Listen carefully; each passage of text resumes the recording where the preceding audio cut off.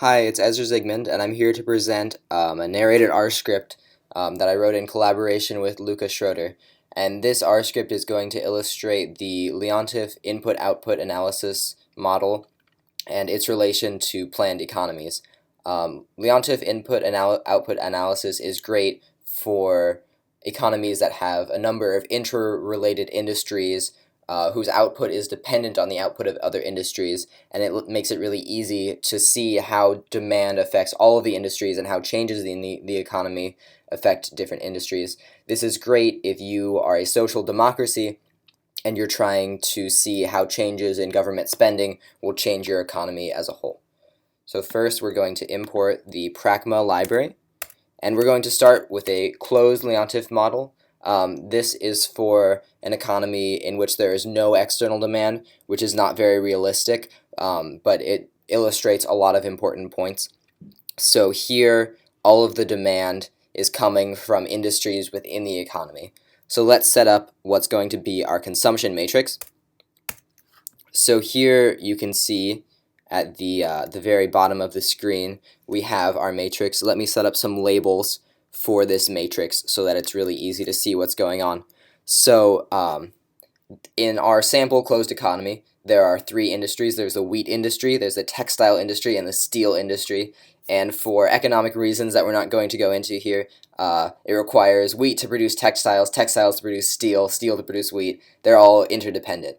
And so each row represents the input that have to go into 1 unit of wheat. So you can see, if you look at the matrix, you can see that it takes 0.2 units of wheat to produce 1 unit of wheat, 0.4 units of textiles to produce 1 unit of wheat, and 0.6 units of steel.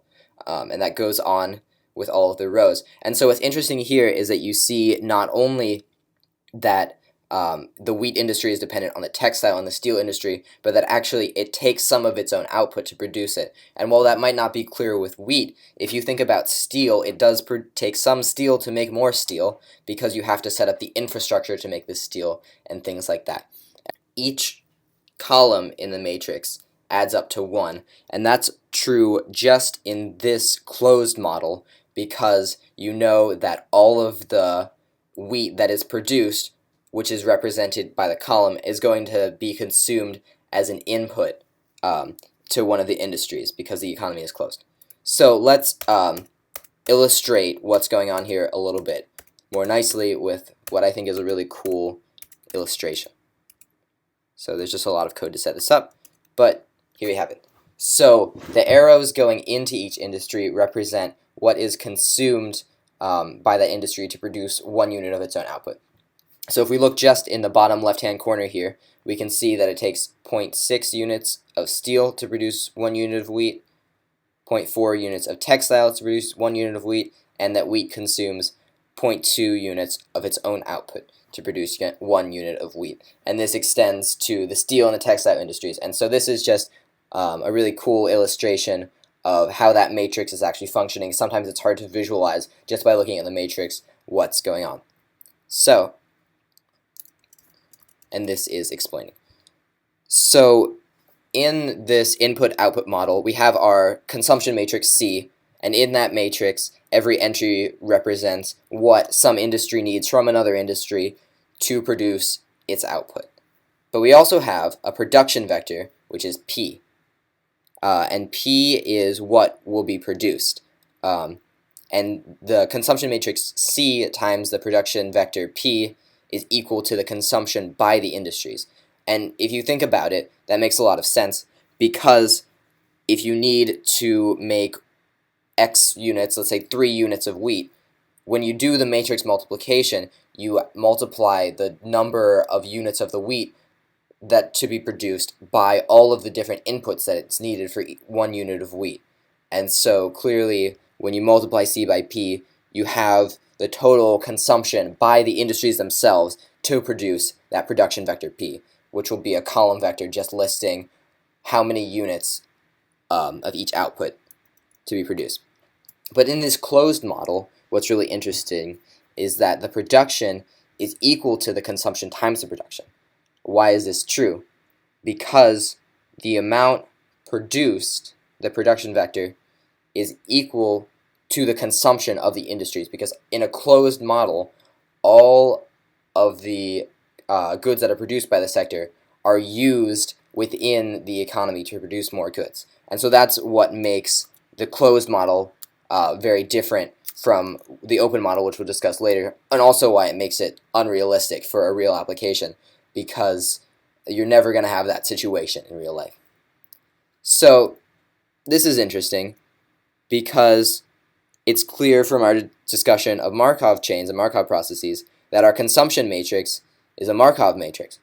All of the columns add up to 1, and that means that we're going to reach a steady state. And we remember from our discussion of Markov processes that this steady state occurs when the p vector, the production vector, is the eigenvector of this matrix with eigenvalue 1. And this, of course, is the solution to the equation p equals cp, because if p is an eigenvector of c with eigenvalue 1, then c times p will equal p by the definition of eigenvector. So let's find the eigenvalues. Let's find the eigenvectors. We can see here clearly there is an eigenvector with eigenvalue 1. So let's find that. And it's going to be the first vector on the left. It's going to be the 0.66, the 0.45. So we have our eigenvector. And let's store what our steady state is. It's going to be that eigenvector with eigenvalue 1. So we have that stored, and this is what we did when we had Markov processes early in the semester. If you're not convinced that this eigenvector with eigenvalue 1 is actually the steady state, well, let's prove it. So here's a nice little function that we wrote. It takes in a matrix C, it raises it to a power t, just so we don't have to keep writing it. We can just demonstrate this, and we don't have to write a bunch of code. So here's our steady state. That's the eigenvector with eigenvalue 1. And let's just show that this is the steady state. If we multiply C times this steady production state, it's still the same. It's exactly the same vector. And just to prove this point, let's take C to the 1000th power and multiply it by the steady state, and it's still the same. So now, if there was any doubt, you should be really convinced that this eigenvector with eigenvalue 1 is in fact the steady state. So now let's talk about the more interesting, the more realistic case, where we have an open Leontif model. And of course, in real life, there's some external demand outside of these interrelated industries, our wheat, our steel, our textiles, and this is where this open model comes in. So here's a nice function that lets us generate some data for a random open Leontif model. If you're really interested about how that works, you can go back and look at that function. So the main difference is that the columns of this matrix no longer have to add up to 1. In fact, they must add up to less than 1, because in order for the economy to be productive, because for every dollar of the inputs into the industry, you have to get at least $1 of outputs from outside, or else the industry is unproductive. If you are not taking in more than you're spending to create this output, then that economically is unproductive. So let's use the function that we wrote and generate a consumption matrix for this open economy that's 5 by 5. Now there's a whole lot of messy data at the bottom of the screen, and we're never going to work directly with that. Just let's say there are 5 interdependent industries and there is external demand. We can generate an external demand vector for all of the 5 industries using the same function. We just restrict it to the first column. So here we have our external demand in terms of total units of production. So again, the internal consumption from the industries, what the industries need to use to produce any production, is C times P. The consumption matrix, what is needed for every output, times the production. So if P is our production vector, then the production minus the internal consumption has to equal the external demand, the demand that was not there in the closed model. So of course, we want to find the ideal level of production that meets our internal demand and our external demand. So we know that P minus CP equals D, but also P times I minus C is equal to D. If C is productive, that is, the sum of each row or column is less than 1, then I minus C is guaranteed to be invertible, which is beyond the scope of this script to prove, but just if we can accept that, we can use it when it's a really powerful tool.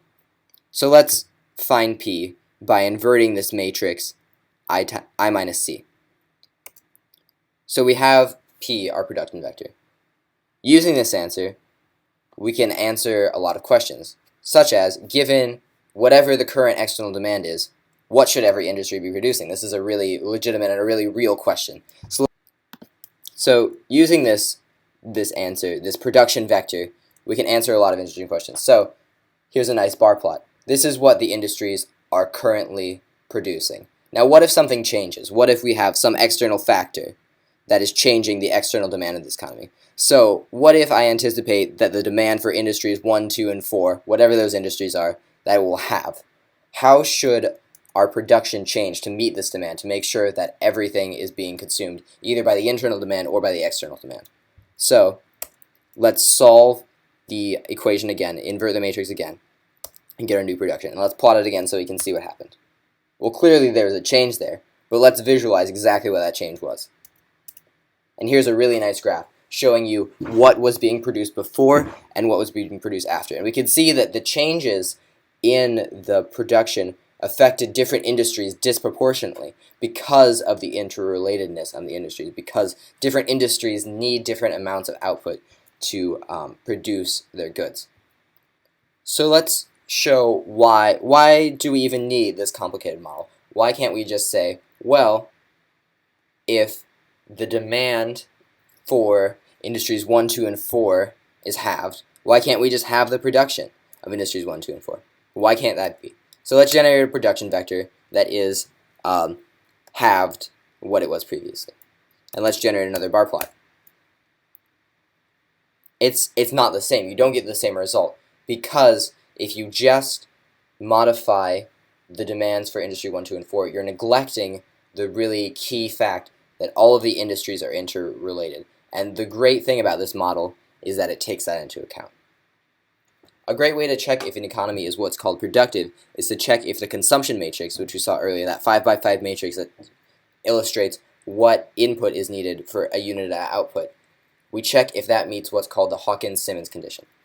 And what that says is, if all of the principal leading minors of a matrix, I minus C, are positive, then an inverse exists and is non-negative. Well, what does that mean? What this condition guarantees is that if you invert the matrix, every entry in that inverse matrix will have positive values. Why is that important? Well, when we invert that matrix, we have to be sure that the production vector will not have negative values, because you can't produce a negative amount of money. And so basically what this condition guarantees is that the matrix makes sense mathematically. So let's look back and see, how do we check this condition? So a concept that we haven't talked about, but that is fairly simple to consider, is the concept of a minor. To illustrate concretely what a principal minor is, let's say that we have a 5x5 matrix. The first principal minor is just going to be the value of the upper leftmost entry. The second principal minor is going to be the determinant of the upper leftmost 2x2 square matrix. So the entry in the top left, the entry one to the right, the entry right below the top left, and the entry one over. And so you grow out this matrix, and you just take the first I columns of the first I rows. So you take the first 2 columns of the first 2 rows, the first 3 columns of the first 3 rows. And if that's not necessarily a rigorous definition, it's at least a definition that will let us check this condition. So let's define a nice function that lets us check a principal minor, and let's define a function that checks this Hawkins-Simmons condition. So all this function does is it checks that all of the principal minors are positive, which is the condition for the Hawkins-Simmons condition. If any of the principal minors are negative, it will return false. So if we run it on our matrix, I minus C, we will see that the Hawkins-Simmons condition passed, that this economy is productive, and that the data makes sense economically.